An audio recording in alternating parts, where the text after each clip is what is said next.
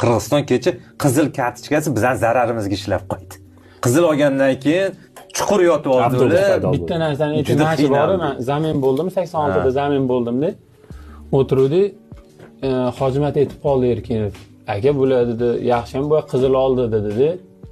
Kim qizil oldi dedim. Va penaltida qizil berdi dedi. Keyin qarang, bu yo'q, men bilmadim, men ko'rmadim hamda. Nima deganda o'sha momentda men udar qilmoqchi edim, oyog'ini qo'ydim, men yerga qarab yotib qoldim, ko'rmadim qizil berib chiqib. Keyin mendan o'yin tugagandan keyin dushda turdi. Kimdir men aytdim-da ularga, "Analar qizil olgan ekan" desam, "Eldor, kim qizil oldi? Qachon oldi?" dedi. Eldor ham bilmasdi. Demak, sizlar o'ylagansizlar, hujumchisi bittasi oldi deb yuribdi. Biz 11 ga 11 o'ynadik deb o'yladik. Yo, tanaffus paytida o'z birinchi taymda oldi-yu, to'g'ri. Birinchi taymda paytida penalti sal taktikalar 24-dakika. Yo'q, bunday narsa tema bo'lmadi. Temur aka aytdi, nimadirlarni aytdi-da, lekin qizil olganini hech kim men o'y zamin bo'lganimdan keyin bildim. Eldor o'yin tugagungacha bilmagan ekan.